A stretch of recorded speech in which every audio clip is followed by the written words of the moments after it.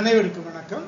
நம்முடைய adnate physics by Arun அப்படிங்கிற இந்த வீடியோ சேனல்ல இன்றைக்கு நாம பார்க்கக்கூடிய கேள்வி எந்த பாடத்துல இருக்குன்னு சொன்னா எலக்ட்ரானியல் மற்றும் தகவல் தொடர்பு அமைப்புகள், ஆங்கிலத்துல எலக்ட்ரானிக்ஸ் அண்ட் கம்யூனிகேஷன்.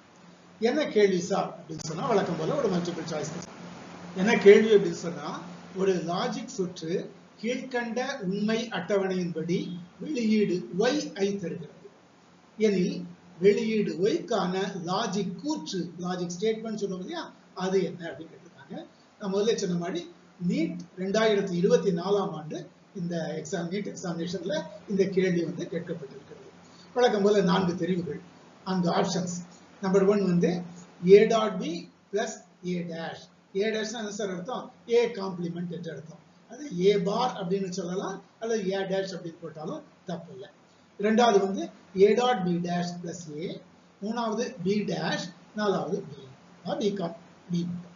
ஸோ இப்போ உண்மை அட்டவணை என்ன கொடுத்துருக்காங்க? a b y 001 010 101 110 இப்படிங்கிற மாதிரி கொடுத்துருக்காங்க. இந்த அட்டவணையில பாத்தீங்கன்னா ஏக்கும் ஒய்க்கும் உண்டான தொடர்பு பாத்தீங்கன்னா ஏக்கு 0 இருக்கும் பொழுதும் y 1 கிடைக்குது, ஏக்கு 0 இருக்கும்போது y 0வும் கிடைக்குது. அப்ப என்ன சார், ஏனுடைய மதிப்பை பொறுத்து y இல்லை. கொடுக்கப்பட்ட உண்மை அட்டவணையின்படி வெளியீடு y ஆனது ai சார்ந்தது அல்ல. அப்படித்தானே? இங்க திரும்ப பாத்தீங்கன்னா a 1 கொடுக்கும் போதும் y 1 இருக்குது, a 1 கொடுக்கும் போது y 0வாகவும் இருக்குது. சரி, b ஐ பொறுத்த மட்டும் பாத்தீங்கன்னா b is equal to 0 y 1, b is equal to 1 y 0. அதே மாதிரி திரும்ப b 0 y 1, b 1 y 0. அப்படின்னா என்ன அர்த்தம்? y என்பது b னுடைய காம்ப்ளிமெண்டாக இருக்கிறது. y is equal to b bar அல்லது b dash, அதே மாதிரி b காம்ப்ளிமெண்ட் எப்படி சொன்னாலும்.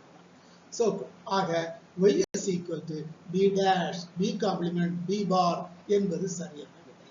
ஓகேயா? சரி, இதே மாதிரி வேறு ஒரு கேள்வி இதே எலக்ட்ரானியல் மற்றும் தகவல் தொடர்பு அமைப்புகள் அப்படிங்கிற பாடத்துல, அதாவது எலக்ட்ரானிக்ஸ் அண்ட் கம்யூனிகேஷன் அப்படிங்கிற பாடத்துல நம்ம அடுத்த கேள்வி, இன்னொரு கேள்வி அடுத்த வீடியோவில் பார்க்கலாம். அதுவரைக்கும் அனைவருக்கும் நன்றி, வணக்கம்.